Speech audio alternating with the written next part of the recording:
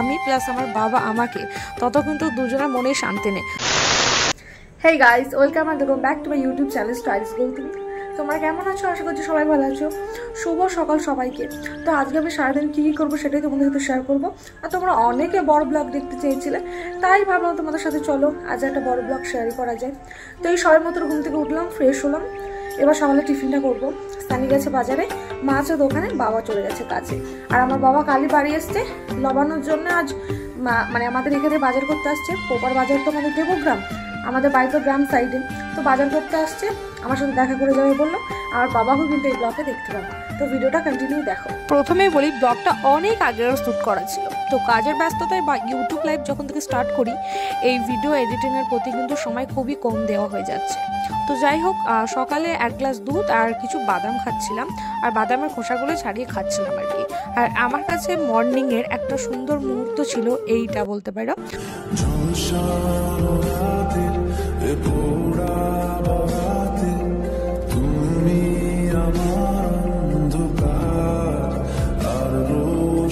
বাবা কালি এসছে, কালি ভিডিও কলে অনেকক্ষণ কথা বলেছে, যতক্ষণ না চোখে দেখতে পাচ্ছি আমি প্লাস আমার বাবা আমাকে তত কিন্তু দুজনের মনেই শান্তি নেই। তো বাবা তার পরের দিন সকালে কিন্তু আমার সাথে দেখা করতে চলে এসছে। এমনিতেও লবান ছিল তার পরের দিন, দেবগ্রামে বাজার করতে এসছে। তো বাবা তাড়াহুড়ো করে এসেছিল, মিষ্টি চা আমার বাবা খায় না, তাই বাবাকে সকালে কিন্তু টিফিনটা এখানে করে দিলাম, মানে টিফিনটা দিলাম আর কি। তো টিফিনটা দেওয়ার পর বাবার আমি জমিয়ে গল্প করলাম, আর বাবা ওইদিকে চলে গেল, কারণ সকালের বাজারটা পাবে না ধরতে, তাই চলে গেল আর কি। বললাম বাবাকে দুপুরে খাবারটা খেয়ে যেতে, কিন্তু বাবা বললো বাজারটা পাবে না, অন্যদিন একদিন আসবি দিয়ে খেয়ে যাবে। আচ্ছা ঠিক আছে চলো, কালই তো আবার নবান্ন, আমি তো কালই যাবো। আর এই গল্পই আমি আমার শাশুড়ি মার সাথে করছিলাম। বাড়িতে এমনিতে কেউই ছিল না, সবাই নিজের নিজের কাজে ব্যস্ত ছিল। শাশুমা চলে এসেছিলো এখানে, রান্না বান্নার সময় হয়ে গেছিলো, তাই শাশুমা এসেই বলছে বাবাকে মিষ্টি জল দিয়েছিস তো? আমি বললাম বাবাগুলো খায় না। বলছে খায় না তো কি হয়েছে, তবু জোর করে দিতে হতো? আমি বলছি আমার বাবা ফ্রেন্ডলি মানুষ, আমার বাবা যেটা বলে একদম বিশেষ করে আমাকে মন খুলে বলে। আমি জানি বাবাগুলো খাই না, আমাকে প্রথমেই বারণ করে দিয়েছিল, এসে টিফিনটা দিয়ে দিয়েছি। আর এখানে কিন্তু রান্না বান্না হচ্ছিলো, তোমার মাছটা আমি ভেজে দিচ্ছিলাম, আর মা ওদিকে কাটাকুটিটা করছিল, বাদ বাকি যা ছিল আর কি। আমি মানে সবজি কাটাকুটো রাখলেও কিছু কিছু জিনিস মিস্টেক করি, সেইগুলো এসে আমার শাশুড়ি মা বাকি কাজগুলো সেরে নেয়। তো যাই হোক, তারপর রান্না বান্নার দিকে মা চলে গেল, আর আমি এদিকে মানে সান্ধান করে মন্দিরের সামনে এখানে হনুমান চালিশা। হ্যাঁ, এই হনুমান চালিশাটা তোমরা আমার ভিডিওতে তখনই দেখতে হও যখন আমি বড় ব্লগ শেয়ার করি।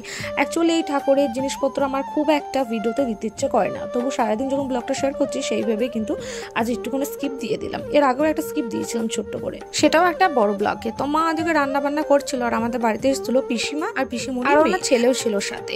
তো সানিও বাড়ি এসেছিল, আর লাঞ্চ টাইম ছিল তখন, ও বাড়ি এসেছিল। বেশ ভালোই হলো, সবার সাথে দেখা হয়ে গেল।